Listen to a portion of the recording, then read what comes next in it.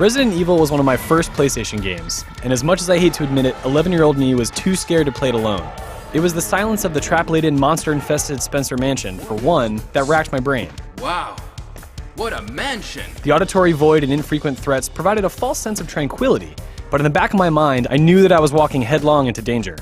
I felt at odds with my capable and confident avatar, and I was always far more tense and nervous than the brave Jill or Chris ever were. There was also the matter of the fixed cameras. You couldn't see what was around the corner until you took the plunge, and sometimes you'd be standing nose to gaping maw with a bloodthirsty, vomiting zombie.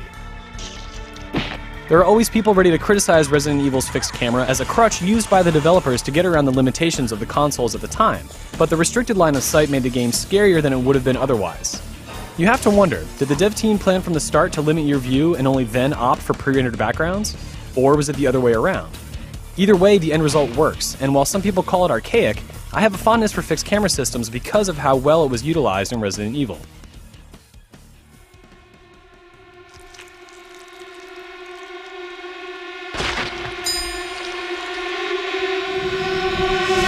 When the game was ultimately remade for GameCube in 2002, I was cognizant enough to play scary games without buying into the virtual fear tactics, and was ready to give Spencer Mansion another look.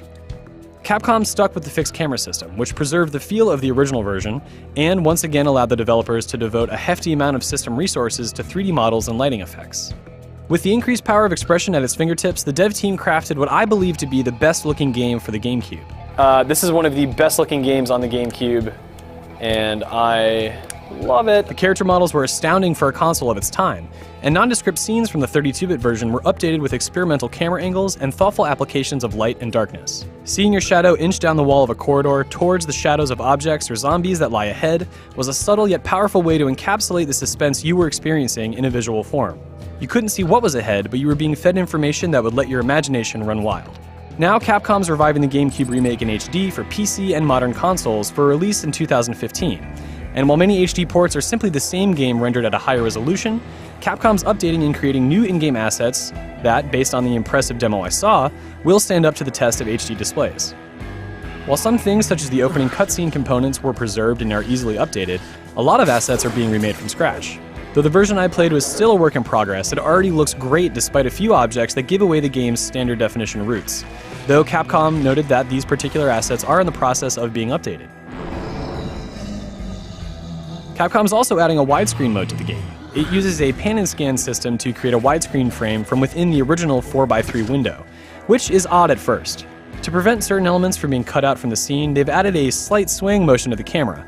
However, I got used to it after a few minutes, and it wasn't distracting in the end. For anyone who feels at odds with the camera's motion, there is an option to enable the original 4x3 presentation. There's the misconception that Capcom is making an HD remake of an HD remake, but let's put that to rest. The GameCube didn't output video at HD resolutions. It's been a while since I played the original remake, or the port that landed on the Wii for that matter. So with the fog of time and Resident Evil's fresh coat of paint, the early PlayStation 4 version I played felt new all over again. Look out! It's a monster! Obviously only some of it's new, but I don't care. The hour I played was an absolute tease, and I can't wait to explore the depths of Spencer Mansion in HD next year.